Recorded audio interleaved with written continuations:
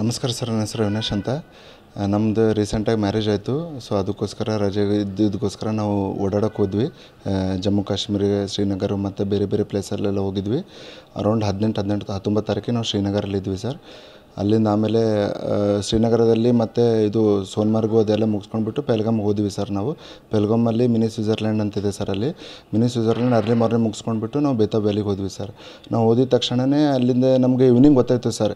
ಈ ನೀವು ಮಾಧ್ಯಮ ಮುಖಾಂತರ ನಮ್ಗೆ ಗೊತ್ತಾಯಿತು ಈ ರೀತಿ ಘಟನೆ ನಡೆದಿದೆ, ಭಯೋತ್ಪಾದಕರ ದಾಳಿಯಾಗಿದೆ, ಒಂದು 25 ಜನ ಅಲ್ಲಿಂದ ತೀರ್ಕೊಂಡಿದ್ದಾರೆ ಅಂತ ನಮಗೆ ಆಮೇಲೆ ಸುದ್ದಿ ಬಂತು ಸರ್ ಈ ರೀತಿ ಅಂತ. ಹಾಂ ಸರ್, ಘಟನೆ ನಡೆದಾಗ ಅಲ್ಲಿರಲಿಲ್ಲ ಸರ್, ನಾವು ಪಾರ್ ಆಗಿದ್ವಿ ಸರ್.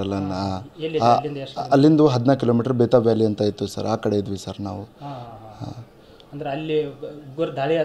ಇರಲಿಲ್ಲ ಸರ್. ಹಾಂ, ಅದೇ ಮಾಧ್ಯಮ ಮುಖಾಂತರನೇ ಈವ್ನಿಂಗ್ ಸಾಯಂಕಾಲ ನಮ್ಗೆ ಗೊತ್ತಾಯಿತು ಸರ್. ಅಲ್ಲಿ ನೆಟ್ವರ್ಕ್ ಬರಲಿಲ್ಲ, ನಾವು ಅಭಿ ಸೈಟ್ ತಗೊಳ್ಳೋದು ಬೆಟರ ಅಥವಾ ಅಪಾರ್ಟ್ಮೆಂಟ್ ತಗೊಳ್ಳೋದು ಬೆಟರ? ಚಿಂತೆ ಯಾಕೆ, ಒಬ್ಬ ರಿಯಲ್ ಎಸ್ಟೇಟ್ ಎಕ್ಸ್ಪರ್ಟ್ ಜೊತೆ ಮಾತಾಡು. ಹೌದಾ? ಹೇಗೆ? ಬಾಸ್ ವಾಲಾ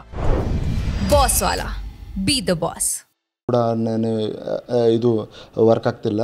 ಸೊ ಈವ್ನಿಂಗು ನನಗೆ ನೋಡೋ ಹ್ಯಾಬಿಟ್ ಇದೆ ನ್ಯೂಸು. ಸೊ ನನಗೆ ಈವ್ನಿಂಗ್ ನೋಡುವಾಗ ನನಗೆ ಮಾಧ್ಯಮ ಮುಖಾಂತರ ಗೊತ್ತಾಯಿತು ಸರ್ ಈ ರೀತಿ ದಾಳಿಯಾಗಿದೆ ಅಂತ. ಸರ್ ನಾರ್ಮಲ್ ಆಗಿ ಭಯ ಒಂದು ಸೃಷ್ಟಿ ಆಯಿತು ಸರ್. ಮನೆಯಲ್ಲೆಲ್ಲ ಗೊತ್ತಾಯಿತು, ಮನೆಯಲ್ಲೆಲ್ಲ ಕಂಟಿನ್ಯೂ ಕಾಲ್ ಮಾಡ್ತಿದ್ರು, ಎಲ್ಲಿದ್ದೀರಾ, ಸೇಫ್ ಆಗಿದ್ದೀರಿ ಅದೆಲ್ಲ ಕೇಳ್ತಿದ್ರು. ನಾವು ಸೇಫ್ ಆಗಿದ್ದೀವಿ ಅಂತ ಹೇಳಿದ್ವಿ ಸರ್ ನಾವು.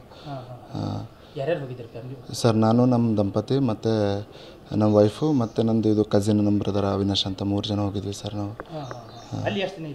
ಅಲ್ಲಿ ಒಂದು 4-5 ದಿನ ಇದ್ವಿ ಸರ್. ಒಂದೊಂದು ಊರಲ್ಲಿ 4-5 ದಿನ ಇದ್ವಿ ಸರ್ ನಾವು. ಹಾಂ ಸರ್, ಅದೇ ನಾವು ನಮಗೆ ಭಯ ಒಂದು ಸೃಷ್ಟಿ ಆಯಿತು ಸರ್. ಅಲ್ಲಿಂದ ಅದೊಂದು ರಾಂಬಾನ್ ಅಂತ ಒಂದು ಫ್ಲಡ್ ಬಂತು ಸರ್. ಅಲ್ಲಿಂದ ರೋಡ್ ಫುಲ್ ಕ್ಲೋಸ್ ಆಗಿದೆ ಸರ್. ಬರೋಕ್ಕೇನು ಅದಿಲ್ಲ, ಹೋಗೋಕ್ಕೂ ಅದಿಲ್ಲ. ಬೈ ರೋಡ್ ಫುಲ್ ಕ್ಲೋಸ್ ಆಗಿತ್ತು ಸರ್. ಬಂದರೆ ಫ್ಲೈಟಲ್ಲಿ, ಹೋದರೆ ಫ್ಲೈಟಲ್ಲಿ ಇತ್ತು ಸರ್. ಸಿಚುವೇಷನ್ ಇತ್ತು. ಆ ರೀತಿ ನಾವು ಹೆದರಿದ್ವಿ. ನಾವು ನಮ್ಮದು ಪರಿಚಯ ಇದ್ದವ್ರದ್ದು BT ಶ್ರೀನಿವಾಸ ಮೂರ್ತಿ ಅಂತ KPCC ಜನರಲ್ ಸೆಕ್ರೆಟರಿ ಅವ್ರಿಗೆ ಕಾಲ್ ಮಾಡಿದ್ವಿ ಸರ್, ಈ ರೀತಿಯಾಗಿದೆ ಅಂತ. ಪಾಪ ಅವ್ರು ಧೈರ್ಯ ತುಂಬಿದ್ರು. ಆಮೇಲೆ ವಿ ಸೋಮಣ್ಣ ಸಾಹೇಬ್ರಿಗೆ ಹೆಂಗೆ ಗೊತ್ತಾಯಿತು ಗೊತ್ತಿಲ್ಲ, ಅವರು ನಮಗೆ ಕನೆಕ್ಟ್ ಮಾಡಿದ್ರು ಸರ್ ಈ ರೀತಿಯಾಗಿದೆ ಅಂತ. ಕನೆಕ್ಟ್ ಮಾಡಿಬಿಟ್ಟು ನಾವು ಈ ಸಿಚುವೇಷನ್ ತಿಳಿಸಿದ್ವಿ, ಈ ರೀತಿಯಾಗಿದೆ ಸರ್, ನಮ್ಗೆ ಹೆಂಗಾದರೂ ಮಾಡಿ ಇಲ್ಲಿಂದ ಕರ್ಕೊಂಡೋಗಿ ಅಂತಂದು. ಆಮೇಲೆ ಅವರು ಅಲ್ಲಿ ಸಂಬಂಧಪಟ್ಟ ಅಧಿಕಾರಿಗಳು ಬಿಟ್ಟು ಲೆಟ್ರ್ ಹಾಕ್ಸ್ಬಿಟ್ಟು ನಮ್ಗೆ ಅಲ್ಲಿಂದ ಎಸ್ಕಾರ್ಟ್ ಮಾಡಿ ಕರೆಸಿದ್ರು ಸರ್. ಆಮೇಲೆ ಖಂಡ್ರೆ ಸಾಹೇಬರು ಕೂಡ ಗೊತ್ತಾಯಿತು ಸರ್, ಡಾಕ್ಟರ್ ಶಂಕರ ಮೇದ್ರಾಳಿಗೆ ಕೂಡ ಗೊತ್ತಾಯಿತು. ಆಮೇಲೆ ಅವರು ಕೂಡ ಕಾಲ್ ಮಾಡಿಬಿಟ್ಟು ನಮಗೆ ಧೈರ್ಯ ತುಂಬ ಕೆಲಸ ಮಾಡಿದ್ರು ಸರ್.